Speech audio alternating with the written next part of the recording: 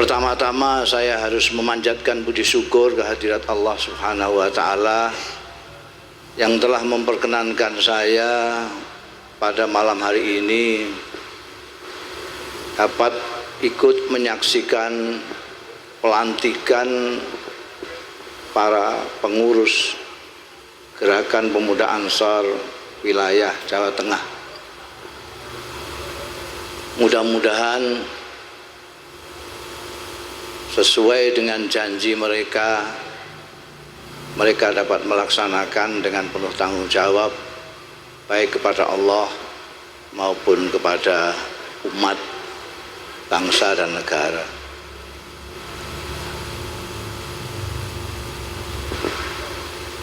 Saya tidak tahu apa saya harus mengucapkan selamat atau bela sungkawa. Kalau menjadi anggota DPR akan saya ucapkan selamat. Tapi kalau menjadi pengurus NU, pengurus Ansor itu sing diselamati apane? Gara-gara jadi pengurus Ansor malah nasibnya ketua umum Ansor itu tidak jelas sekarang.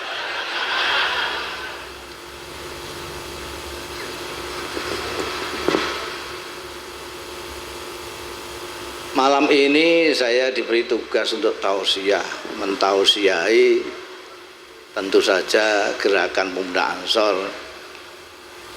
Saya tidak akan, meskipun tausiah mau'izah hasanah, tidak akan dalil pakai ayat atau pakai hadis sahih maupun, karena yang biasa mendalil itu yang kemaruk, yang baru ngerti.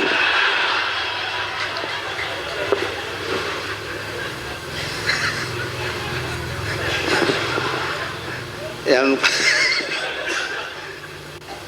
ya, sampai perhatikan saya di mana-mana tidak pernah dalil, karena saya sudah malaka. Yang dalil itu yang itu tadi, yang kemaruk atau yang kepengin diarani ngerti dalil itu.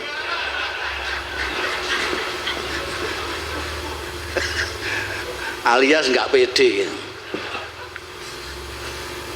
Begini saudara, saya ingatkan kepada Anda yang tadi baru dilantik, Anda itu anak NU Mbarep, anak Mbarepnya NU.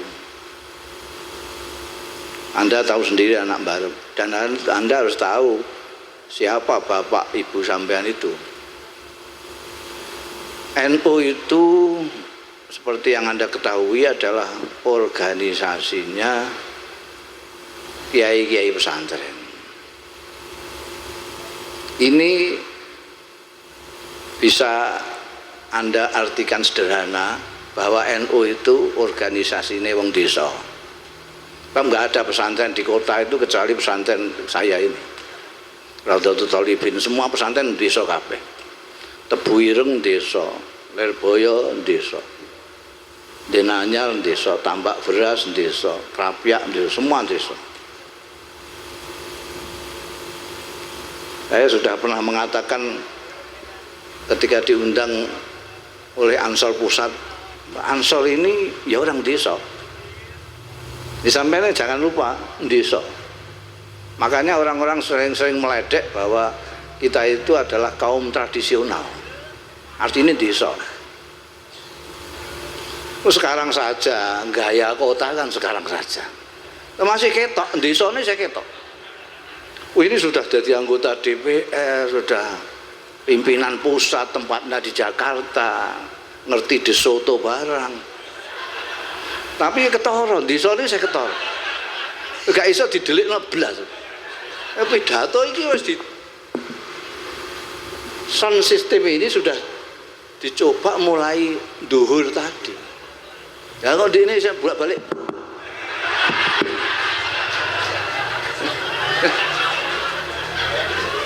Menjobone ku ketok. Dan Anda tidak usah rendah hati sebagai NU itu desa, Ansor juga desa. desa, organisasi orang desa. Nah, yang saya kepingin kendesoan Anda itu ada yang harus Anda pertahankan, kalau perlu Anda sebarkan di kota. Ini sekarang di kota-kota gayanya gaya kota, itu saya nggak suka. Saya suka itu Anda menyebarkan kendesoan Anda kepada orang-orang kota. Bukan sebaliknya, Anda terus mengkota-kotakan diri Anda seolah-olah Anda bukan orang desa. Kiai Wahab Hasbullah ini bersama Bung Karno di Washington DC ketemu dengan John F. Kennedy, sarungan kayak saya gini, sarungan.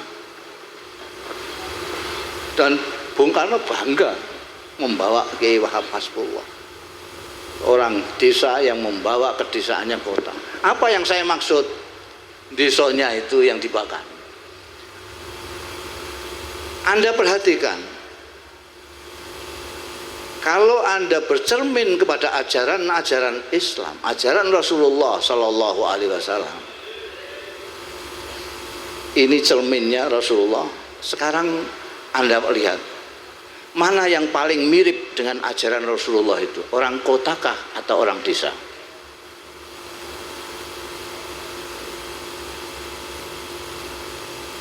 Orang desa mempunyai al-jismus salim, mempunyai badan yang sehat, tidak gampang masuk angin.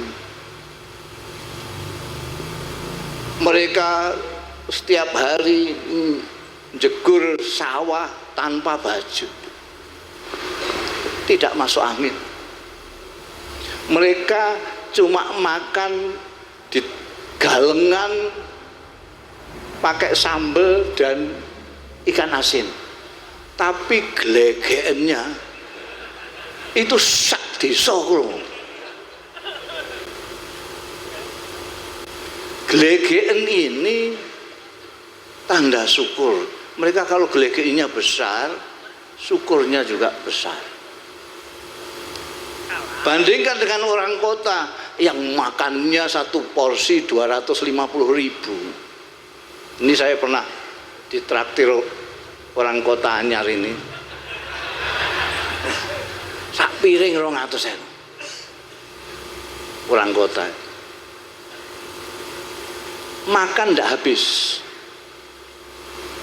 tapi pilnya sak tas. Ini kok pilnya kok banyak sekali. Ini untuk asam urat, ini untuk tensi. Wah, Masya Allah. Dari segi jasmani, dari segi menerima tamu itu dianjurkan oleh Rasulullah. Nanti sing dalil ben nusron lain. Siapa? Sampean kalau ke desa belum apa-apa, sampean sudah disuguhi teh, paling tidak teh pahit. Kalau ada mereka keluarkan semua, gedang kluthuk, roti ganjeril, tok semua. Belum apa-apa, udah di sampean ke kota, belum apa-apa, yang ditanya pertama kali KTP Anda. KTP Anda. Di desa anjuran gotong royong dilaksanakan. Orang bikin rumah, tetangganya tidak ikut, tapi ikut membantu mereka.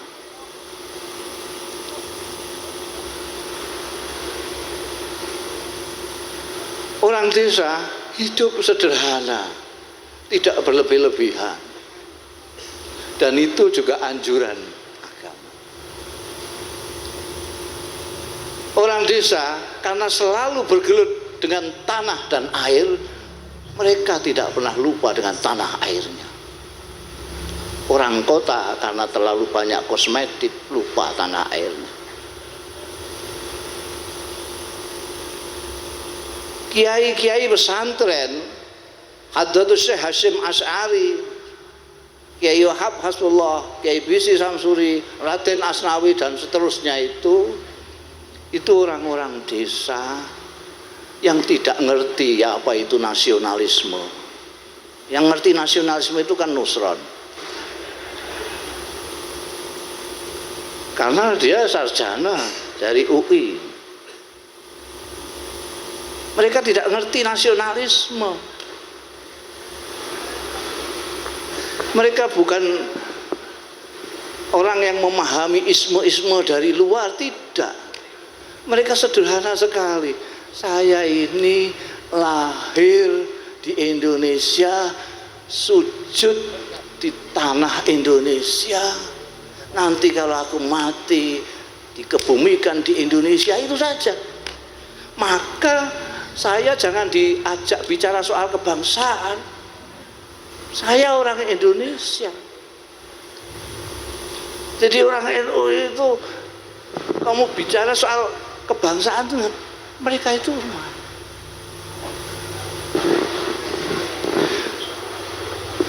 Jadi sudah otomatis tidak dipikir lagi. Wah ini adalah Indonesia yang gini maka harus kita cintai. Tidak ada. Tidak ada gitu. Ini rumahku. Berani-berani itu tadi. Lalu fatwa jihad. Fatwa jihad itu dalilnya tidak Quran, tidak hadis. Dalil mau kitab takrib ngono ae wong desa. Kitab takrib. Ini kalau jadi jangan main-main dengan orang NU. Orang NU itu sirikane siji. Mbok ganggu Indonesia marah dia. Karena itu rumahnya. Karena itu tempat kelahirannya. Kalau ada orang Indonesia kemudian tidak memikirkan Indonesia, rusak Indonesia ya ben. Ini yang harus dipertanyakan. Ini orang betul-betul orang Indonesia atau tidak? Nah, sebagai generasi penerus ini harus dipahami betul Anda. Saya selalu mengatakan bahwa orang Indonesia, orang NU itu adalah orang Indonesia yang beragama Islam, bukan orang Islam yang kebetulan di Indonesia. Tidak, kita bukan turis. Kalau M-Top, Dr. Azhari segala macam, tidak peduli, dia bukan orang Indonesia. Kalau Indonesia rusak, dia tidak pusing. Tapi kalau kita, masa rumah kita disawati waktu diam saja. Ini. Makanya sampai ada penulis wartawan Arab namanya Muhammad Asad Shihab. Dia seorang wartawan yang pada zaman revolusi ada di Indonesia ini. Dia bikin buku dalam bahasa Arab. Saya menemukan cetakan Kuwait. Judulnya itu luar biasa. Judulnya itu Al-Allamah Muhammad Hasyim Asy'ari Wadi'u Labinati Istiqlali Indonesia. Itu kalau diterjemahkan bebas, diterjemahkan harfiah, Maha Kiai Muhammad Hasyim Asy'ari, peletak batu pertama kemerdekaan Indonesia. Itu Hadratus Syekh Hasyim Asy'ari, Rais Akbar itu. Dan Anda perlu ketahui bahwa ilmu-ilmu dari kiai-kiai pesantren yang mendirikan Nahdlatul Ulama ini, beliau-beliau mempertanggungjawabkannya sampai ke akhirat. Itu tidak ada. Sampean yang di perguruan tinggi itu pertanggungjawaban ilmiahnya ya paling yang ning dunya tok. Tapi kalau kiai-kiai itu pertanggungjawaban ilmiahnya sampai yaumul hisab. Sekarang banyak sekali orang yang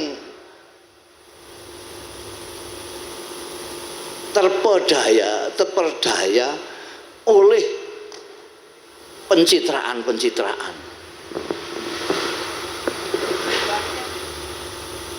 Padahal untuk mencitrakan diri itu gampang sekali. Sampean kalau kepengin citra sampean citra kiai itu mudah sekali. Serban itu cuma 2.500. Kalau mau yang mahal 25.000 lah, sing ijo itu. Ketukaji paling mahal 5.000. Lalu keahlian akting, sedikit aja ahli akting. Udah. Kalau bangsa dalang cepet banget itu. Karena dia rajanya akting. Dalang itu aktor yang paling aktor itu. Peci 5.000, serban 25.000 yang hijau yang kelihatan wibowo ini 25.000. Nanti terus berakting kiai, niru batuknya kiai kan lain dengan batuknya santri, lain. Batuknya, jalannya segala macam tirukan. Udah ngapalkan hadis seperti Nuson ini 2 hadis itu 2-3 ayat sudah.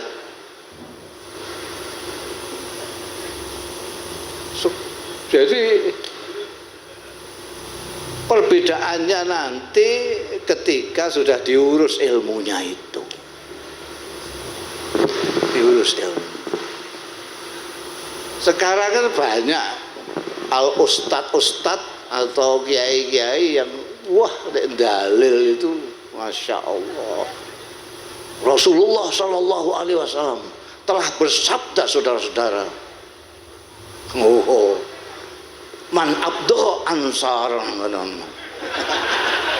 akot abgadallah, luar biasa. Kaya-kaya Kanjeng Nabi itu tangganin. Kok iso ngerti nek Rasulullah ngendika ngono lho kondi lho.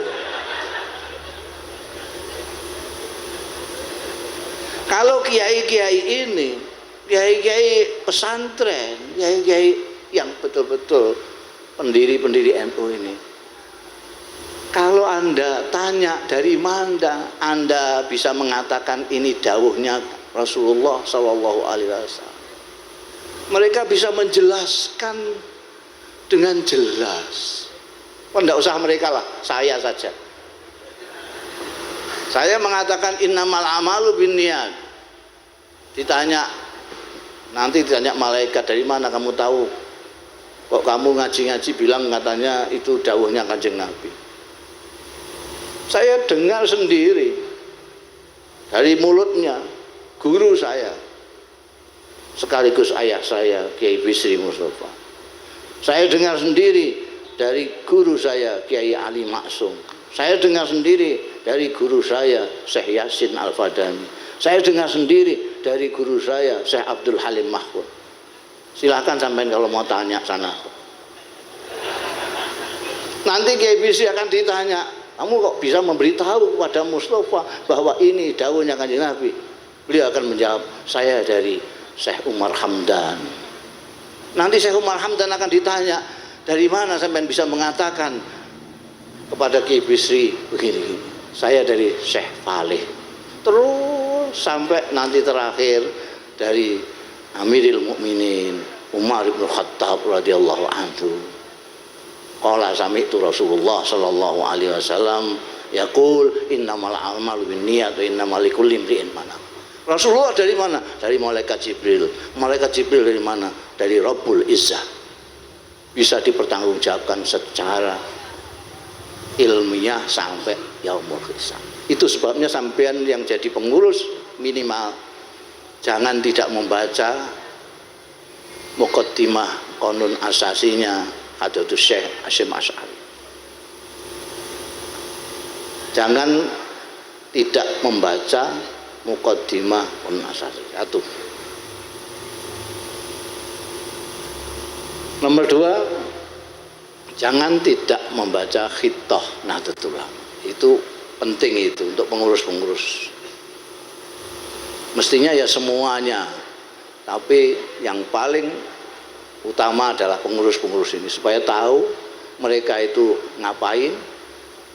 Kalau tadi ketua sampean Usman Wahid mengatakan supaya Anda merapat ke gubernur, itu mestinya jangan ditompok begitu aja. Tanyakan dulu maknanya merapat itu apa.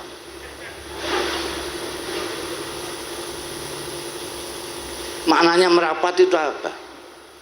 Tadi dimaknani Pak Gubernur merapat itu bantu beliau. Lah kan payah. Kalau sampean padahal tangkepan sampean merapat itu kalau ada apa-apa proposal diserahkan Pak Gubernur.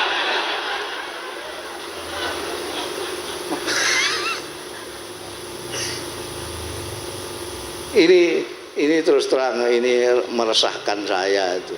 Ini soal proposal ini. Itu penggaweane wong kota asale. Wong desa-desa kok wis iso nggawe proposal itu. Pada waktu saya cerita, saya dari Jepang tahun 2004 ketemu Profesor Kohno, saya diajak bicara kegelisahannya pemerintah Jepang bahwa di dunia ini ada dua ideologi yang sama-sama ekstrim. Yang sini diwakili George Bush, yang sini diwakili Bin Laden. Kata Bin Laden kalau ikut Amerika harus dibom. Kata George Bush kalau tidak ikut Amerika harus sikat. Pemerintah Jepang itu bingung, iki piye ngrungokno Bin Laden iki George Bush ngamuk, melok George Bush, Bin Laden ngamuk. Saya cerita kepada kiai-kiai itu, untungnya kata Profesor Kohno itu, untungnya pemerintah Jepang itu masih melihat nun di sana di Indonesia ada suatu organisasi komunitas yang mempunyai ideologi yang bisa diharapkan untuk menetralisir dua kecenderungan ekstrim ini. Ketika disebut yaitu kelompok Islam tradisional, maka pikiran saya ini NU maksudnya. Jadi Jepang itu sangat mengharapkan NU, ideologinya. Itu sampai baca ideologinya NU di Khittah Nahdlatul Ulama, ideologi tanda kutip. Baca Khittah itu bisa diharapkan untuk menetralisir kondisi dunia yang pemikirannya ekstrim ke sana dan ekstrim ke sini. Itu ketika saya ceritakan kepada kawan-kawan NU itu, yang pertama reaksinya itu, lalu bagaimana Gus caranya bikin proposal ke Jepang? Lho iki piye?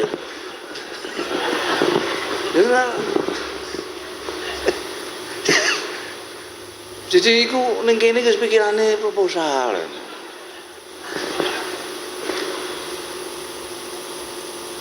Ada dua yang meresahkan saya. Pertama ini kan menunjukkan ketidakmandirian.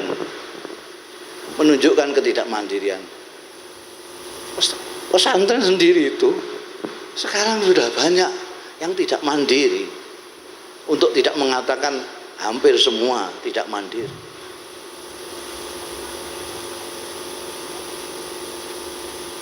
Memang kalau mau mandiri memang ya seanane kayak pondok sini nih. Ini kan mandiri, nggak tahu proposal nggak tahu. Batin saya dulu sama kakak saya Ki Khalil Bisrin bangun pondok ora wajib kaya usah. Gelem yo ngene ra gelem yo wis.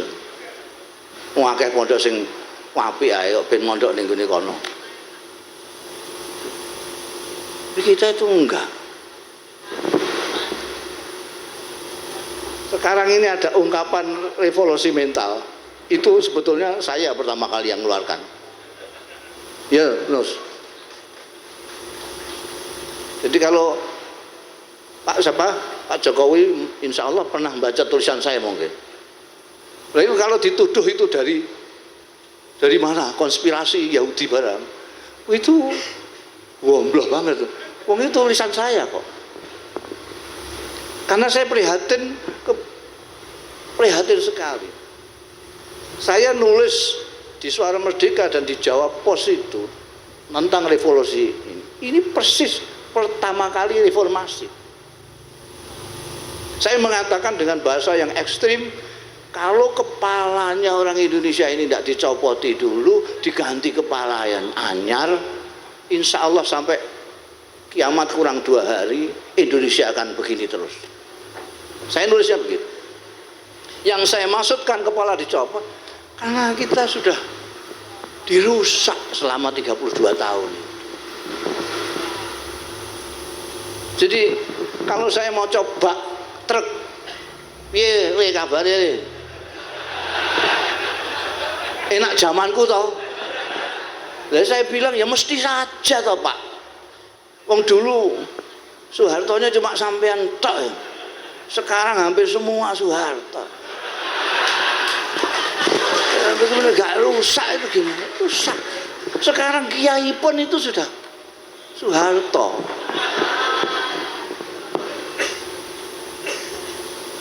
Ada Pak Gubernur itu ada istilah pesantren yang namanya malakah.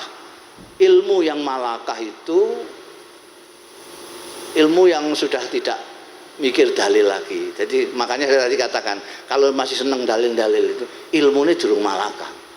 Jadi saya ngapalno dalil. Kalau yang sudah malakah itu tidak dalil. Orang mengatakan Ja'a Zaidan, salah itu. Lu dalilnya apa kok salah? Serasa dalil-dalilan ning kuping ra enak. Ini ilmu sudah malakah. Ilmu malakah tanpa dipikir. Sudah ada langsung. Saya mondok 9 tahun. Itu saya nahwu sorob malakah saya. Udah enggak ngerti alfiah betin di segala macam enggak ngerti. Tapi saya bisa tahu ini salah ngomong. Malakah 9 tahun. Bayangkan sampean dididik 32 tahun. Dididik 32 tahun dengan kiai yang pakai metodenya Kanjeng Rasul sallallahu alaihi wasallam.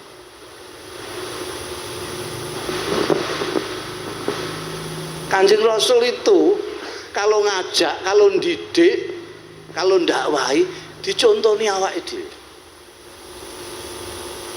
Sallu kama raaitumuni usolli, salato kaya aku iki. Khudzu anni manasikakum, nek kaji kaya aku iki. Apik karo dulur kaya aku. Mulyakno bojo kaya aku. Ngurmati tamu kaya aku. Nyayangi sing enom kaya aku, ngurmati sing tua kaya aku.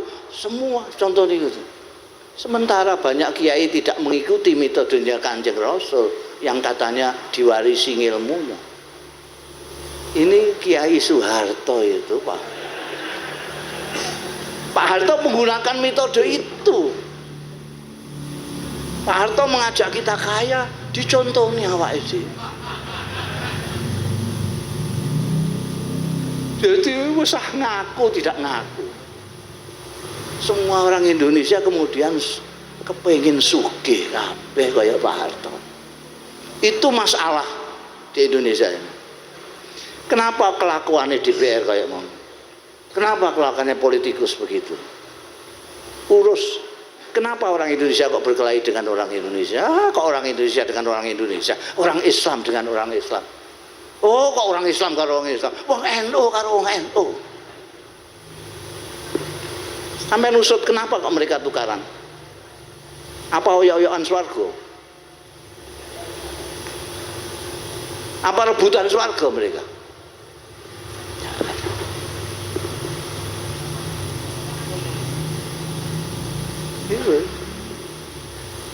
Karena Pak Harto itu mendidik kita untuk menyintai kekuasaan dan kekayaan dan dicontoni diri sendiri.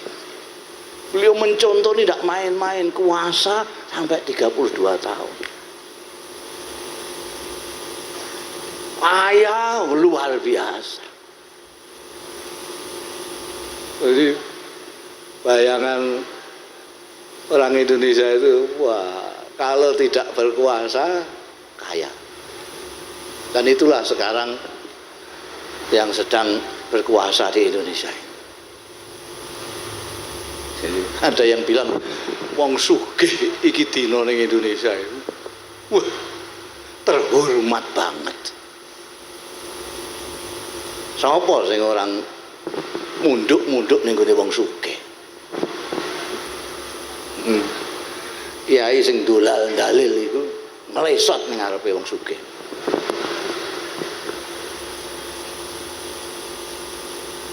Terserah sampean mau mengikuti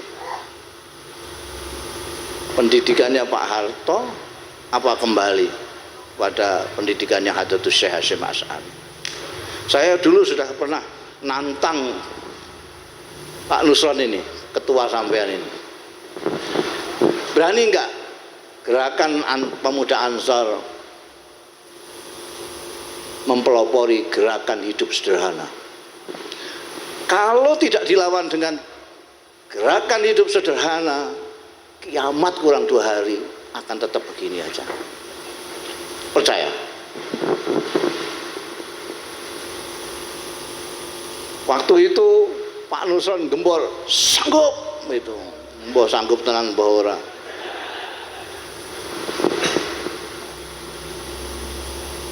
GW Ansor mulai. Ini kalau tidak was kacau. Wong desa wis biasa sederhana, tiba-tiba dikei kekayaan yang berlimpah-limpah. Komeng.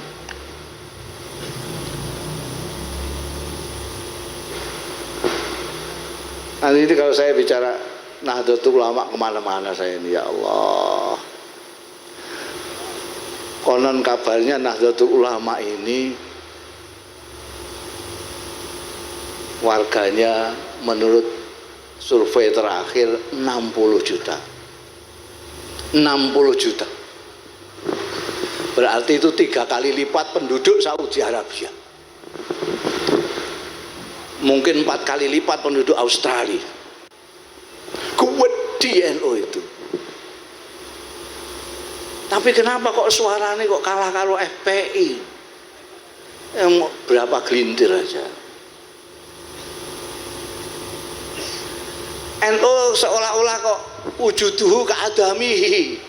Sedangkan FPI ono apa-apa, FPI apa geger kabeh wong ngelu karena mau FPI tok. Kok gak ono sing ngelu perkara ono Ansor itu.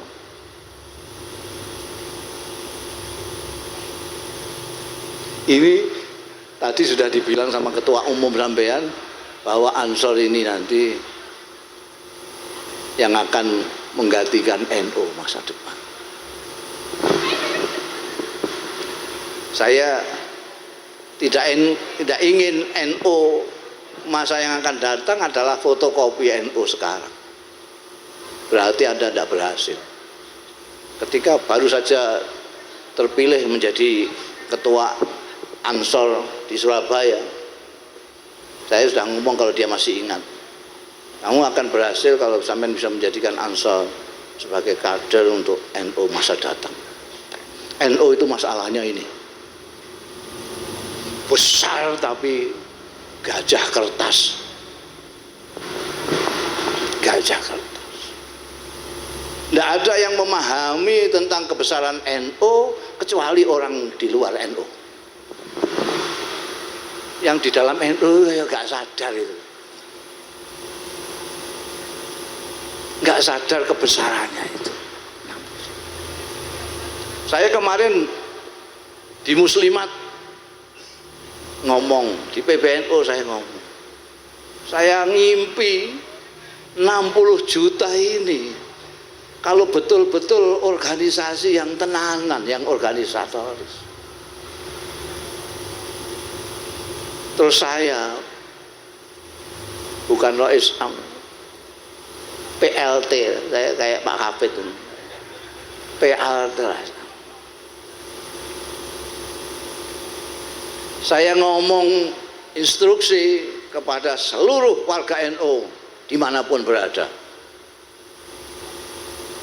Saudara-saudara, siapa saja warga NU yang merokok, saya instruksikan untuk tidak merokok selama 3 hari.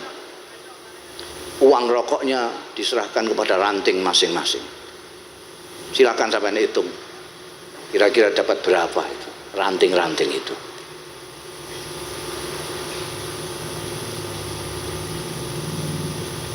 Tidak bisa begitu. Ada pilpres seperti kemarin.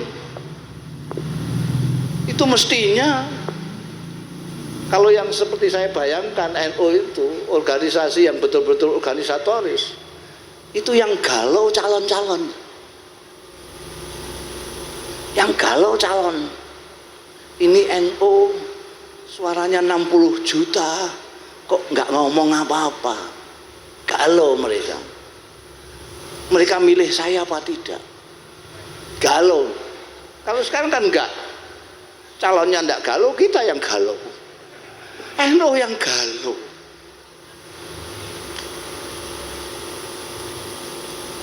Kemarin saya marah-marah ketika saya diundang oleh Pak Abu Hafsin, cabang-cabang Jawa Tengah. Itu jenengan Rois Am kok tidak memberikan arahan siapa yang harus kita pilih? Itu tidak bertanggung jawab itu. Saya bilang, sampean pada waktu begini aja sampean minta arahan. Pating kemarin nggak pakai arahan. Ketika semua pating celemong sana, kiai sana sudah nyalon sini, kiai sini nyalon sini, sekarang minta arahan. Gimana caranya memberi arahan? Wong kiai sini dukung sana, kiai sini dukung sini. Coba kalau dari awal sampai minta arahan saya. Dari awal. Kalau kita organisasi betul, dari awal kita diam, musyawarah saja. Ini ada 2 calon. Siapa? Kiai-kiai rembukan. Sudah rembukan, kalau perlu diundang 2 calon-calonnya itu. Sampean programnya untuk rakyat Indonesia apa? Lihat kemampuannya untuk rakyat Indonesia.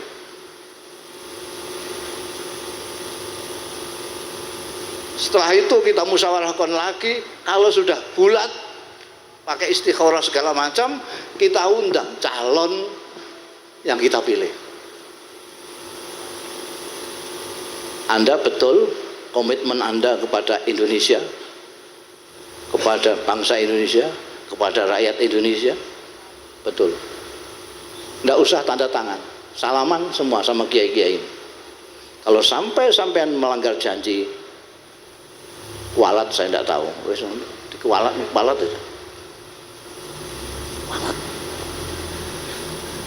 Begitu berani salaman, besok diumumkan. Warga NU seluruh Indonesia, saya besok memilih Fulan bin Fulan karena ini sebabnya. Udah, tidak masalah. Karena nggak bisa, karena organisasi kita belum organisatoris. Ini yang dari dulu saya suruh mikirkan Nusron ini, karena dia orang desa tapi sudah kota, sudah bergaul dengan orang-orang kota, orang pintar-pintar. Kalau perlu undanglah organisasi-organisasi yang lain yang sudah organisator betul, supaya NU ini nanti menjadi organisasi yang betul. Lu pating celemong. Iki ana pimpinannya apa ora sih?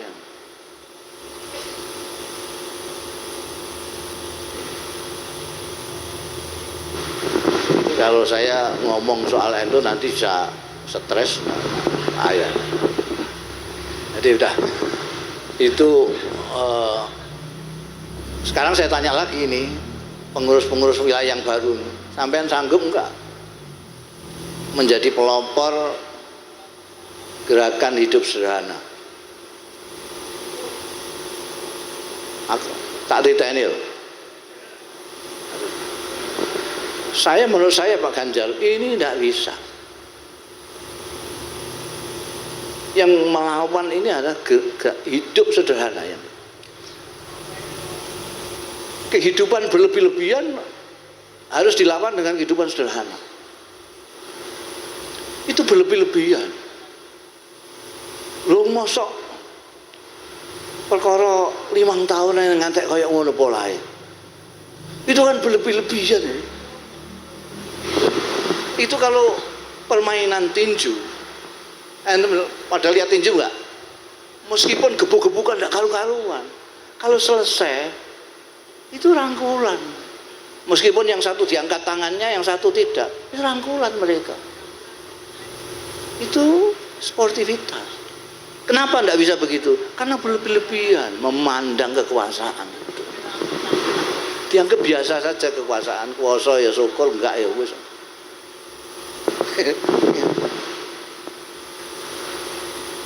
Ini yang bupati yang Dalang itu kowe nek Dalang iku kasih tugas untuk bagaimana gerakan sederhana.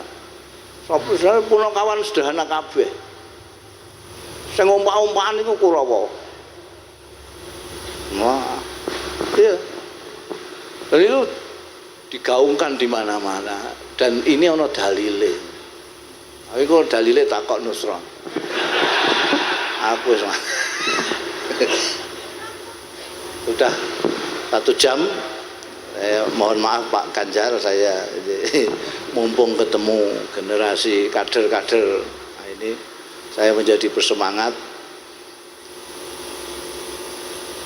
Simpulannya, saya tidak mengucapkan selamat, tapi bila sungkawa. Mudah-mudahan Anda selamat di dalam mengemban ini sampai hari akhir. Kedua, jangan lupa Anda membaca Muqaddimah Qanun Asasi. Itu ada di ADRT NU. Di ADRT NU itu di depannya ada Muqaddimah, dan itu tidak bisa dipisahkan dengan ADRT Muqaddimah Qanun Asasi. Dan sekaligus yang terjemahkan saya. Itu sampai kapanpun penerjemahnya dicantumkan saja. Itu sebagai penghargaan dari PBNU waktu tahun 84 Muktamar Situbondo, karena jasa-jasa saya. Jadi saya antara lain menerjemahkan Muqaddimah Qanun Asasi, maka nama saya akan dicantumkan terus di situ. Itu sampean baca.